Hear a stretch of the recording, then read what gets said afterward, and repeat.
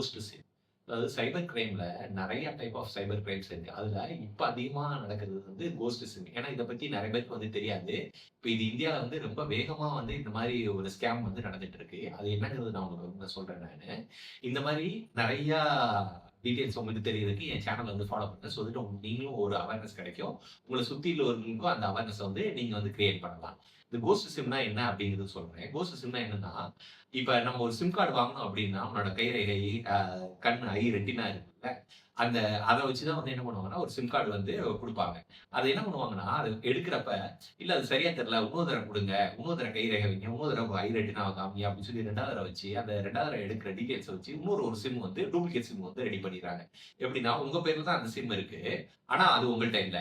அத வச்சு என்ன பண்றாங்க, நெறைய சைபர் ஃப்ராட்ஸ்லாம் வந்து நடக்கும். இந்த மாரி வந்து இந்தியா ஃபுல்லாவே நெறைய இடத்துல நடந்துட்டு இருக்கு. அசாம்ல நடக்குது, ஆந்திர பிரதேஷ்ல நடக்குது. நெறைய ஸ்டேட்ஸ்ல நடக்குது. இப்ப ஆந்திரால வந்து ஒரு கிட்டத்தட்ட ஒரு 65 பேர வந்து இந்த கோஸ்ட் சிம் ஆக்டிவிட்டினால, ஸ்கேம்னால வந்து கைது பண்ணியிருக்காங்க. நெறையா அமௌண்ட் இதனால வந்து நெறைய பேருக்கு வந்து இழந்திருக்காங்க.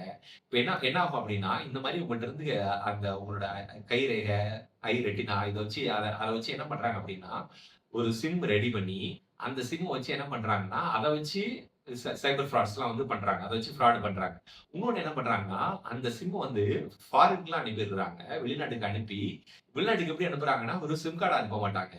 அத வந்து என்ன பண்ணுவாங்கன்னா, சிம்மா மாத்திருவாங்க. சிம்மா மாத்துனா என்ன பண்ணுவாங்க அப்படின்னா, ஈஸியா அது சாஃப்ட்வேர் மூலியமா எல்லாத்தையும் வந்து டோட்டலா அந்த சிம்ம ஃபுல்லா ஆக்டிவேட் பண்ணி, அத வச்சு நெறைய சைபர் ஃப்ராட்ஸ் பண்றாங்க. அப்ப என்ன ஆகும் அப்படின்னா, அவங்க மாட்ட மாட்டாங்க. அந்த சிம் கார்டு யார் பேர்ல இருக்கோ, அவங்க தான் மாட்டுவாங்க.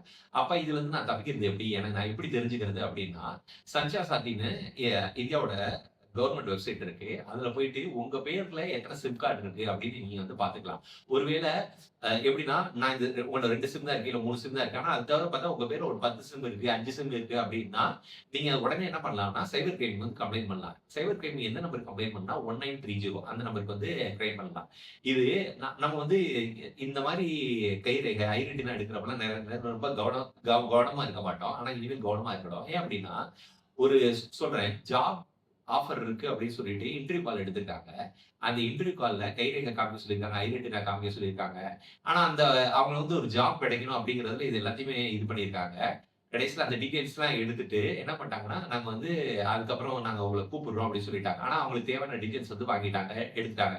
இன்னொன்னு என்ன பண்ணுவாங்கன்னா, கேஒய்சி டீட்டெயில்ஸ்லாம் வந்து ரெனியூ பண்ணணும், புதுப்பிக்கணும் அப்படின்னு சொல்லிட்டு உங்களோட பெர்சனல் டீட்டெயில்ஸ்லாம் வாங்கி இந்த மாதிரி தான் கோஸ்ட் வந்து கிரியேட் பண்றாங்க.